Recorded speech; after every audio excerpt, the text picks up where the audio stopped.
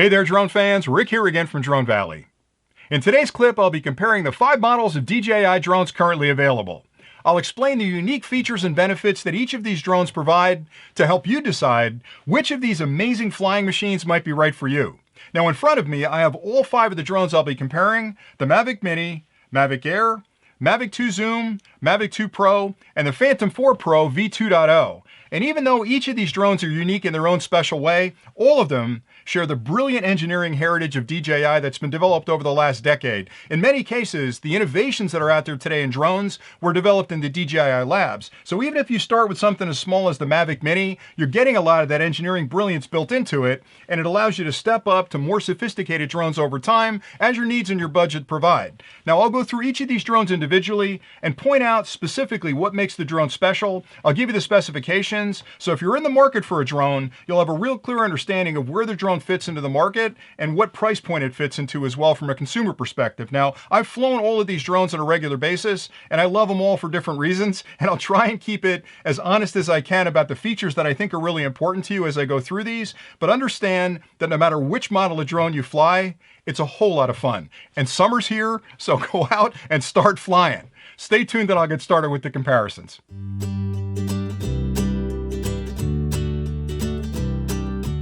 I'll start off with the Mavic Mini, which is DJI's newest and most portable drone. They call it the everyday fly cam, but don't let its tiny size fool you, because good things do come in small packages, and this drone is a powerhouse. Now I'll start off with some of the specifications, and then I'll come back and tell you some of the features that really separate it from the competition. The Mavic Mini is an incredibly portable drone weighing only 249 grams, which is under the weight requirement for registration in most countries, including the United States. Its small frame provides 30 minutes of flight time on a single battery and can fly an astounding 2.5 miles or 4,000 meters while still delivering an HD video stream back to the controller. It features both GPS positioning and visual sensing for incredibly stable flight both indoors and out. The Mavic Mini can also deliver rock-solid, crystal-clear footage and images by incorporating a 3-axis gimbal and sporting a professional 1/2.3 sensor, which can capture 12-megapixel stills, as well as video resolutions up to 2.7K for recording on the drone. Now that you understand just how smart the Mavic Mini is from a technical perspective, let me explain why all that technology matters and why this might be the perfect drone for new flyers looking to get into the hobby, or even experienced flyers on the hunt for a drone they can take on vacation and capture most of the footage that you're shooting today with a larger drone.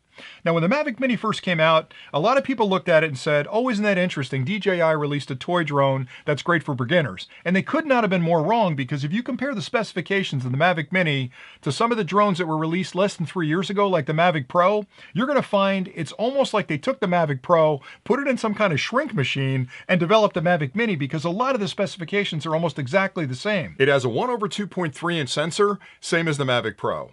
It can fly around 30 minutes, same as the Mavic Pro. It even has a similar frame design as the Mavic Pro. So what you're getting in a drone that's incredibly affordable is a very competent flying machine that gives you a lot of the features that more sophisticated drones had just a few short years ago. Now, things that I love about this, number one, is the size. You can fold this up to an incredibly small size, and what's beneficial about that is you don't have to worry about bringing it along with you. Now, that's the size of the drone totally folded up, and it's got a gimbal guard that goes on there, but essentially that's what it looks like. Here's my cell phone.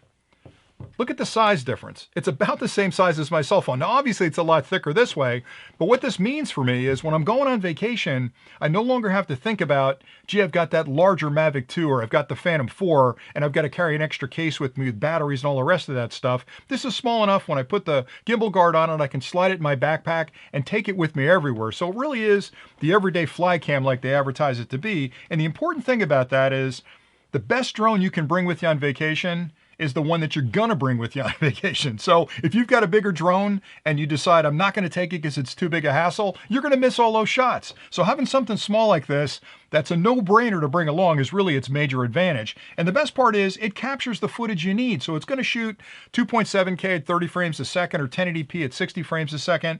It's got really good bit rates, so you're going to get great images, 12 megapixel pictures, which again, I know it's not a 4K drone, but most people are shooting footage today at 1080p and they're completely happy with that. This drone will do that for you. One of the other big benefits to this drone is if you're a new flyer, it's incredibly simple to fly this. You can charge the batteries, put it up in the air on a couple of minutes and be an expert on these sticks in no time whatsoever. In addition to which, they've built in all kinds of automated fly modes that they call quick shots, things like droney, rocket, circle, and helix, which by just tapping a few things on the screen in the application, you can send the drone up and away from you. You can have it circle you above. All those features are built in automatically, and it turns you into this aerial cinematographer without really spending a lot of time learning how to fly. So you can capture some beautiful footage on your next vacation just by tapping those buttons. And the best part is the application has templates built into it that once you shoot that footage, you can drop those into the templates. It'll automatically create this beautiful video that you can immediately post to your social media network. So it's the kind of drone that looks deceiving at first because it looks like it's too small to be cool, but it's an incredibly competent drone. Now I'm going to talk next about the Mavic Air, which is its bigger brother, and some of the differences between the two. But if you're looking to get into this hobby and you're wondering where to start, you'd be hard pressed to find a drone that has the feature set that the Mavic Mini provides anywhere near the price of this product.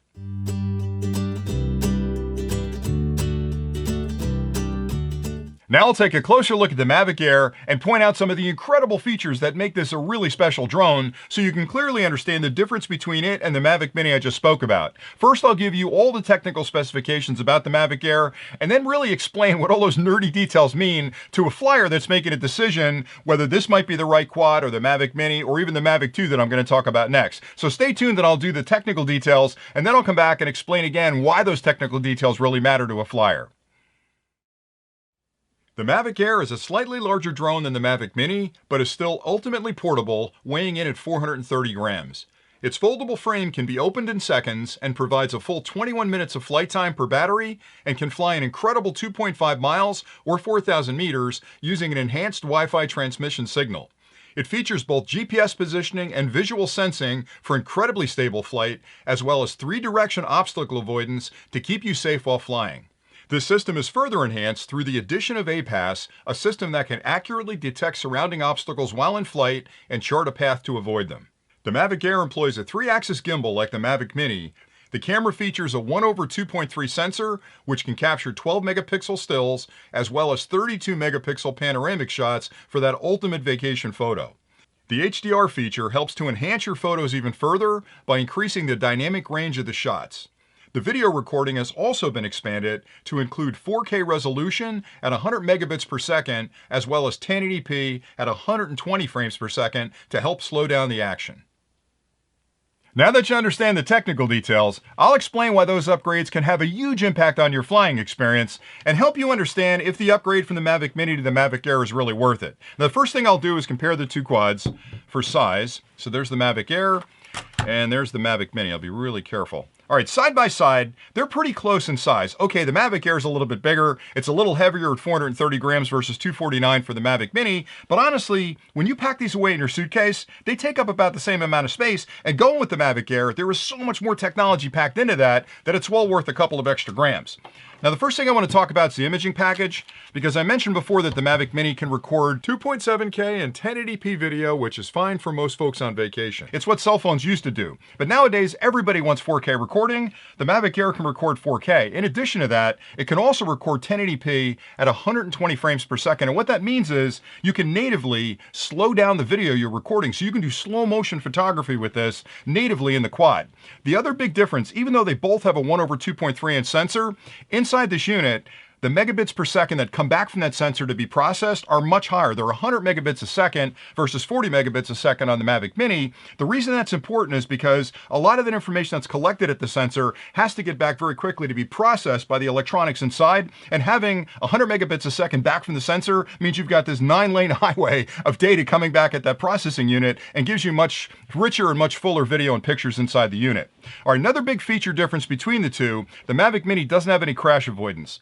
The Mavic Air does. So it's got 3-directional crash avoidance, front, back, and below, which means when you're flying it and there's obstacles around you, it's going to warn you and let you know, hey, you're about to crash into a tree. With the Mavic Mini, it's going to run into the tree. You've got to be a lot more careful with a smaller quad like that, whereas with the Mavic Air, it's going to protect you. In addition to that, the Mavic Mini includes a feature called Active Track that can sense up to 16 targets and follow the one that you choose. It's also got autonomous flight with another feature built in called APAS, which is a really sophisticated algorithm that gathers data about its environment, both front and back and below. So if you're flying through an area, it's going to make decisions on your behalf to find the cleanest path through that debris that you happen to be flying through. It's an incredibly cool feature that not only gives you better autonomous flight, but it also improves dramatically the crash avoidance. It's got GPS coordination in there as far as visual positioning, and it'll make sure that you're flying it outside. It's going to use GPS and the down-facing sensors to keep it nice and stable in the air. You can also fly it in a house, even if you don't have a GPS signal inside the house. In addition to that, they've enhanced the autonomous features. So I'd mentioned before about the quick shots on the Mavic Mini. They've added 2 more quick shots to this one, which are pretty cool. One of them is called Asteroid, which basically flies up in the air and turns the planet into a tiny little marble. First time you do it, it's going to blow you away, and you're going to want to do it an awful lot. The other one that I use all the time on the Mavic Air called Boomerang, which basically takes the quad out in an elliptical circle in front of you and then behind you and comes back. So it's a really pretty clever way to do things. The last thing I'll talk about are the 2 software features that make this much easier to fly. So the first one is called Tap Fly, which basically allows you to look at your application, point to a place on the map, and hit go, and the quad will fly there for you. Again, using the crash avoidance to make sure it's not going to run into anything. The second one, which is even cooler, is the one called Smart Capture, which means you've got the quad up in the air and you can give it hand signals to not only control the quad, but to take pictures or to take videos or start recording. And that's wonderful if you're out with a bunch of friends on the beach. You can put the quad up, put it about 30 feet away from you, and issue those hand signals to start taking pictures. You don't have to have the controller in your hands the whole time to be hitting the buttons to start recording. So they've really taken the Mavic Mini technology and enhanced it tremendously in the Mavic Air. And again, it's sort of like the Goldilocks zone where you've got the Mavic Mini as an entry, the Mavic 2 is sort of a prosumer drone. This is right in the middle that combines a lot of the features that are in the Mavic 2 with all of the features that are in the Mavic Mini. And it's a great transition drone to get into the prosumer space. But for me, I fly this drone all the time, and it's one of my favorite drones to take on vacation because of the 4K recording. And I love the fact that I've got APAS and crash avoidance built in to know that it's going to be super safe when it's up in the air. Now stay tuned, and I'll talk about the Mavic 2 next. The next drone in the DJI lineup is the Mavic 2, which is the successor for the original Mavic Pro. And when that first Mavic Pro was released, it changed everything about this hobby. It really was an evolutionary move on DJI's part because they were clever enough to build a drone that folded up and was incredibly portable, but still had all the features that flyers were looking for. So you had a drone that you could take with you anywhere without compromising on the functionality. Now the Mavic 2 is the follow-on to the original Mavic Pro and the Mavic Pro Platinum, and it's got all the features and functions the original product had, but they've taken it to the next level and built in all kinds of enhanced features that really make this almost the perfect flying machine. Now there are 2 models of the Mavic 2, the Mavic 2 Zoom and the Mavic 2 Pro. Next I'm going to give you the specifications for both of these frames so you understand exactly what they provide, and you can compare them to the other 2 drones I discussed, and then I'll come back and actually give you some of my experience of where I use the Mavic 2 Zoom and where I use the Mavic 2 Pro to help you decide which of these 2 platforms might be right for your flying needs. The Mavic 2 is the largest folding drone in the DJI lineup and is available in 2 different models, the Pro and the Zoom. Both have similar specifications except for the imaging package. Each drone weighs roughly 900 grams and can still provide a full 31 minutes of flight time per battery. Through the use of OcuSync 2 connection technology, they can both fly an amazing 5 miles or 8,000 meters and still deliver an HD 1080p stream of video back to the controller during flight. The pair feature both GPS and GLONASS positioning for incredibly accurate flights, as well as omnidirectional obstacle avoidance for increased safety while flying. Both of the drones feature an enhanced 3-axis gimbal system to provide incredibly stable imaging and video recording while flying. The 2 models can capture amazing 4K footage at 100 megabits per second, as well as 1080p footage at 120 frames per second to help slow down the action. The Mavic 2 Zoom comes equipped with a 1/2.3-inch sensor, which incorporates a 2x optical zoom to allow you to get closer to the action. It can capture 12 megapixel images in sizes up to 4000 by 3000 and also includes a D-Cine-like profile. The Mavic 2 Pro features a professional Hasselblad 1-inch sensor, which can shoot 20 megapixel images in sizes up to 5472 by 3648 and includes a 10-bit D-Log-M profile for better grading in post. Before I get too deep into the details of what makes both models of the Mavic 2 Quad pretty special in their own way, I thought I'd do a real quick size comparison to show you how the Mavic 2 stacks up against the other two quads we've been discussing. So first I've got the Mavic 2 Zoom here. I'll put the Mavic Air next to it. And then finally the Mavic Mini. Now, obviously the Mavic 2 is a much bigger quad, but everything in that quad has been scaled up to accommodate that larger size. So the motors are beefier, the battery's bigger, it can fly 31 minutes, and I love that the engineering team was able to sort of crank up the technology to accommodate that larger size without introducing compromise. So you're getting everything you need in that quad, and again, it can still fly 31 minutes. The best part is, if you start flying the Mavic Mini as maybe your first quad and you get really good at piloting that quad, those skill sets transfer to the other quads. So you've got an upgrade path that maybe someday you decide you want to record 4K video, or you need some of the features the Mavic Air has, you can immediately start flying that quad. Or maybe you're going to jump right to the Mavic 2 because you need the features that has. You can easily transition to that. So I love the fact that DJI has got a universe of quads out there, pretty much for every price point and pilot need on the market. Now let me talk a little bit about the design philosophy behind the Mavic 2, because there are two models, there's a Zoom and a Pro, and the question I asked DJI, and I was lucky enough to be at their kickoff event for this product, was what were you designing this product to do? Because I flew the Mavic Pro when it first came out, and I thought that quad was Martian technology. They had a foldable quad that had amazing flight technology, it had beautiful imaging on it, it had a long flight time, it flew really far. I was thinking to myself, how could you build a better quad than that? That to me, at the time especially, was the perfect quad. So what would you change to make the Mavic 2 interesting for me? And their answer was simple. They said, we were concentrating on the photographer. We wanted to build a quad that had a better imaging package to give you much more control over the images you were capturing. They'd already nailed the quad part. They already had products that could fly really well and have good connection topology, all the rest of the stuff you have to do to get the camera up in the air. What the Mavic 2 does is introduce a much more sophisticated imaging package to the market in two different models, and I'll talk about those now. So the Mavic 2 Zoom is a product that I use an awful lot. And I fly both of these quads and I consider them to be tools that I use on commercial shoots. And there are days I need the Mavic 2 Zoom and other days I need the Mavic 2 Pro. But what the Zoom brings to the market is an optical zoom, a 2x optical zoom. So it's got a 1/2.3 inch sensor, 100 megabits a second. It captures amazing footage and great pictures. But the fact that I can optically zoom closer to a subject and pull in on something is really a major advantage. Now, a lot of other quads out there have zoom on them, but they're digital zooms, which means they're taking the same image and digitally blowing it up. And you get a lot of fuzziness in that. This is a physical optical zoom coupled with a digital zoom. So it's got a 2x optical zoom, which means I can fly near some wildlife and stay really far away from it, but pull in nice and tight on that particular scene. Or if I'm flying in an area where I've got a point of interest and people around me, I can stay away from them and really dial in against what I'm trying to capture. So it gives me a lot more control of when I'm flying. It also has a couple of cool tricks I'll talk about in a minute.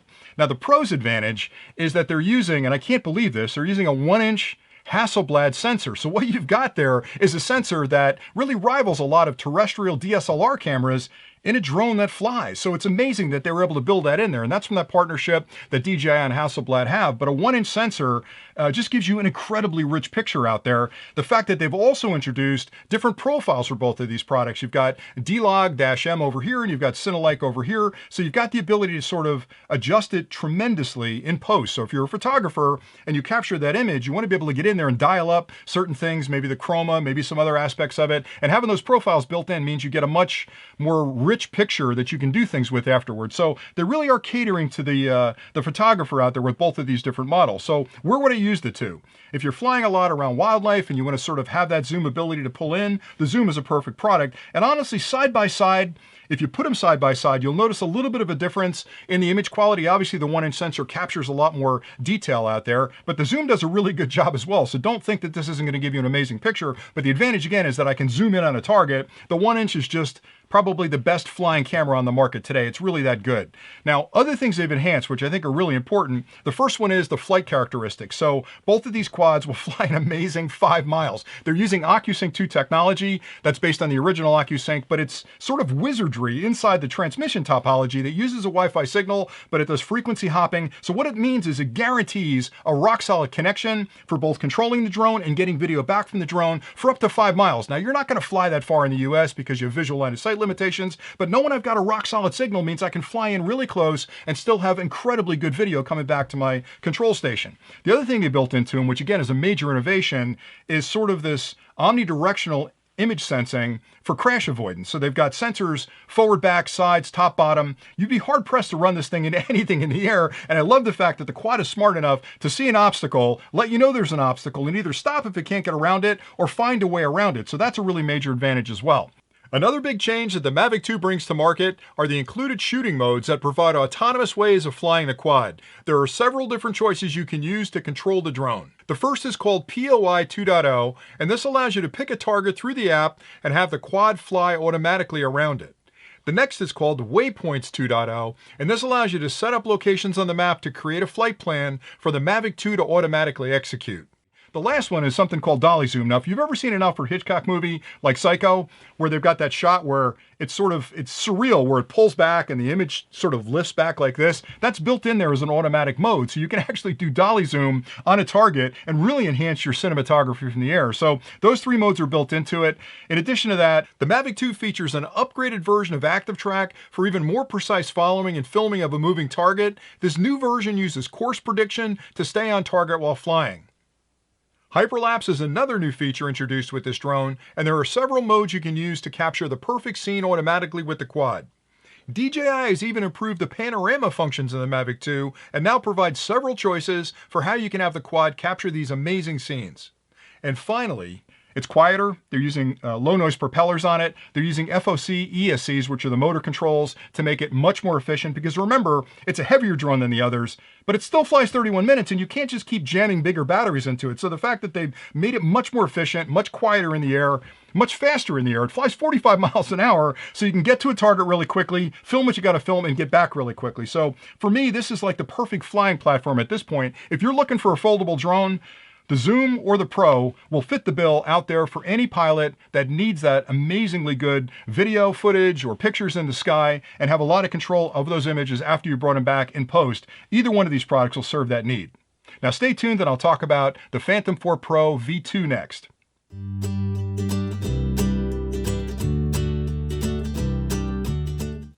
This final comparison will focus on the Phantom 4 Pro V2.0, the only non-folding or fixed-frame drone in DJI's current lineup.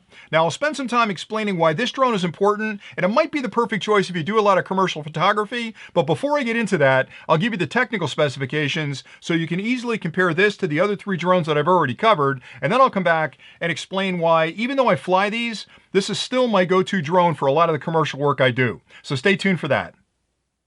The Phantom 4 Pro V2.0 is the fixed-frame workhorse of the DJI line and shares a long heritage of design that spans several generations of engineering improvements. The drone weighs 1,375 grams, providing an incredibly stable platform for professional imaging with a full 30 minutes of flight time per charged battery. The Phantom 4 Pro V2.0 uses the latest OcuSync 2 connection technology, which provides an incredible 5 miles or 8,000 meters of controlled flight and can deliver an HD 1080p stream of video back to the controller to accurately frame your subjects. The quad uses both GPS and GLONASS positioning for incredibly accurate flights, as well as 5-direction obstacle sensing for increased safety while flying. This drone features an enhanced 3-axis gimbal system to provide incredibly stable imaging and video recording when flying. The larger 1-inch CMOS sensor will capture amazing 20-megapixel images and video footage that includes 4K 60 frames per second at 100 megabits per second, as well as 1080p at 120 frames per second for slow motion recording. Now that you've heard the specifications for the Phantom 4 Pro V2.0, I'll explain why they're important and why this drone is such a powerhouse in the sky and an incredibly popular choice among flyers that do a lot of commercial work.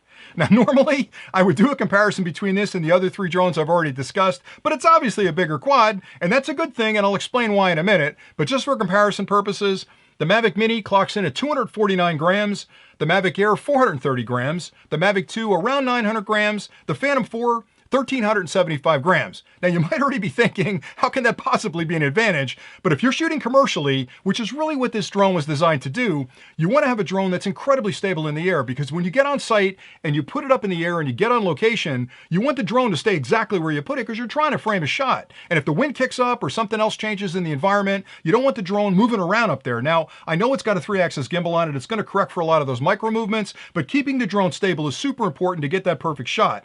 And the smaller drones drones and the foldable drones are really stable in the air as well, but they're lighter and they tend to move around a lot when the wind kicks up. And even though the gimbals will control a lot of the video footage and keep it relatively stable, they do move a lot. Now, that can scare people on site. So if there's a director watching that and the quad's bouncing around up there, or you've got a real estate agent standing next to you, that can be a little unsettling to see the drone bouncing around in a really stiff wind. So this one will stay exactly where you put it, which is an incredibly important thing. And it can do that because it's using a fixed airframe, it's got a little extra weight, it's a little bit bigger, it's got great aerodynamics, so it's got ballast built in, which means when that wind moves, it's not going to move the drone, it's going to stay right on location. So that's the first advantage. The second advantage is, because it's bigger and because it's white, you can see it further away. Now remember, you've got to maintain a visual line of sight of the drone when you're flying, and the smaller drones tend to disappear when you get past 1,500 feet, for me at least. So 1,000 feet I'm good, 1,500 feet I'm good. A little further out than that, I lose sight of the drone, which means I can't fly as far. Having a drone that's big and white means I can get to 2,000 feet, 2,500 feet, and still clearly see that drone in the sky,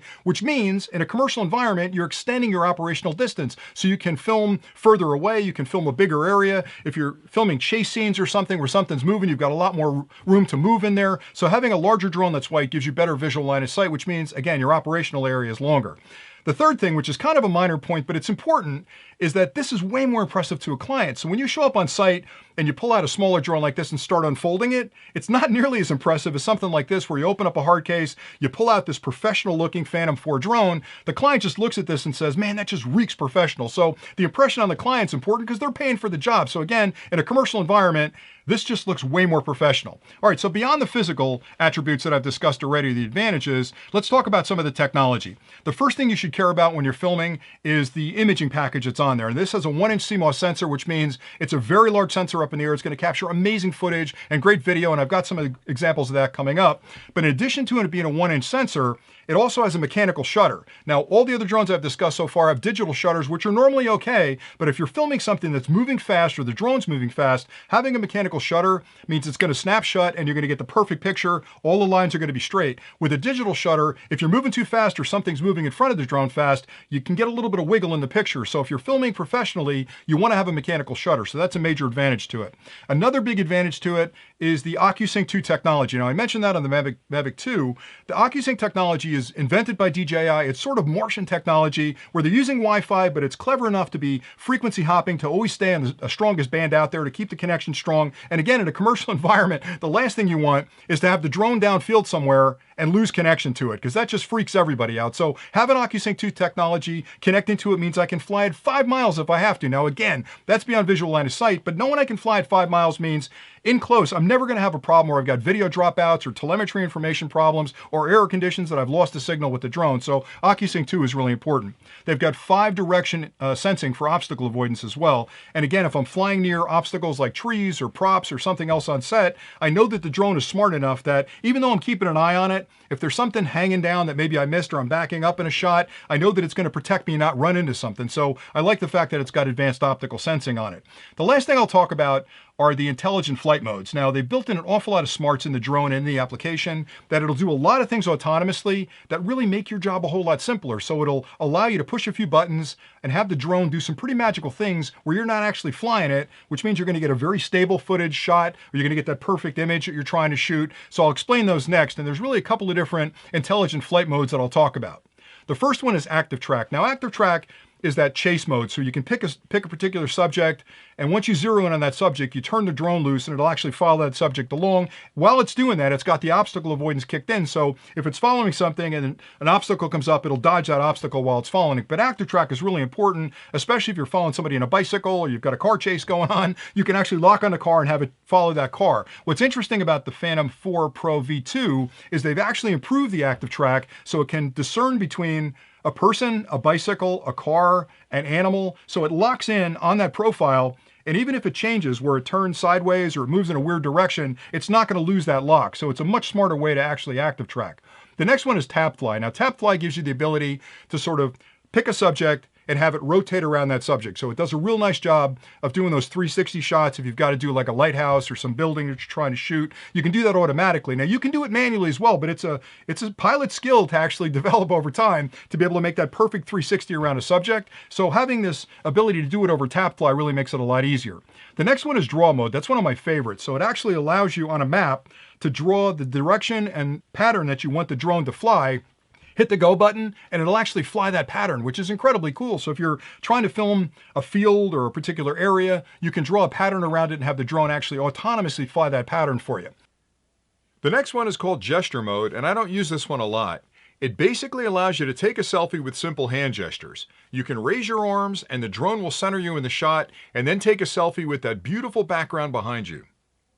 The last intelligent flight mode is called return to home. Now, all the quads I've discussed so far have a return to home function, and normally if the batteries get low or you lose connection with the controller, they'll instigate an emergency return to home, which will rise to a certain height that you've set in the application, fly back to home and land. What I like about the Phantom 4 Pro V2 is that it's got an intelligent return to home, which means, number one, it remembers how it got to where it was when you hit the button, and it kind of figures that that path it took, if it just reversed that, it would be a safe way back. It also has all the crash avoidance enabled, so if coming back, something's changed and it's got an obstacle in front of it, it's going to try and figure out a way to go around it or go above it. So you're always guaranteed that if the quad gets out of your line of sight and you have to hit the return to home button, that it's going to get back safely and land where it took off. So that's pretty much it for the intelligent flight modes. Now, I know a lot of people are going to look at a fixed airframe like this and think, why would I ever go with a quad that big? Well, if you're shooting commercially, this is really the quad you're going to want to go with. Now, the Mavic 2 has a lot of the same features and functions. So really, if you're shooting commercially, it's a choice between these two. I have friends that actually shoot commercially with the Air and a few that actually shoot with the Mavic Mini. So it's up to you. But if you're looking for a serious quad that you're going to use in a lot of commercial environments, the Phantom 4 Pro V2 is really the one to go. And that's pretty much it for this particular quad. Now, in the next section, I'm going to talk about some final conclusions and thoughts about how all four of them compare, and hopefully you'll stay tuned for that.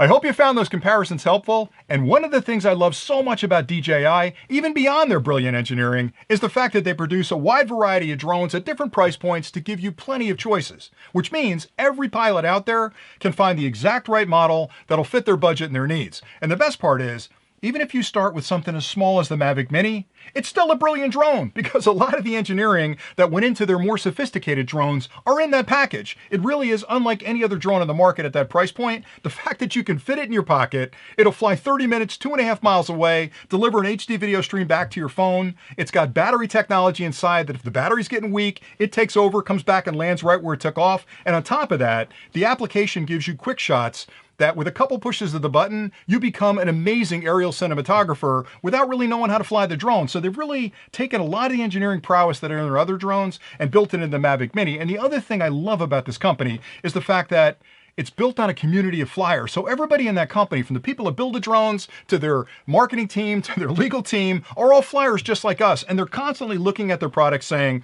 okay, we built a really cool drone.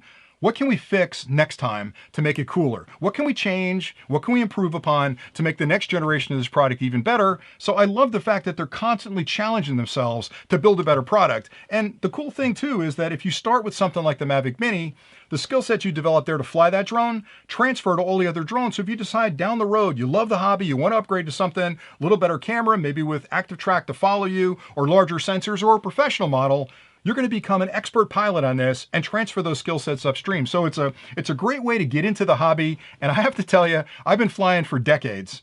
And every time, I mean every time, I power up a drone, spin up those blades, and put it up in the sky, I'm smiling ear to ear, and I'm giggling even thinking about it. So that experience is unlike any other hobby out there. So if you're a new flyer and you haven't taken the plunge yet, it's going to change things for you. I guarantee you there's nothing better than being out on a beautiful Saturday with your family in the fresh air and the sunshine, flying a drone, looking at an area that you may know from the ground, from 100 feet up in the air. It's just going to change your perspective dramatically. So get into this hobby quick. Now that's pretty much all I had for today. If you had questions about anything I've covered today, please drop those in the comments below. I'll get back to you as quickly as I can. I do want to let you know that DJI is going to sponsor some giveaways. So if you're a subscriber of the channel, you'll be seeing giveaways coming up. If you're not a subscriber of the channel, hit that subscribe button down there. You definitely don't want to miss these contests because some of these drones are going to be given away pretty soon. So if you're interested, definitely stay tuned to the channel. Also, I've got links below if you decide you want to take the plunge right away and buy these. Use those links below. You'll be supporting the channel by doing that. You'll pay the same price you would if you went to the DJI site, but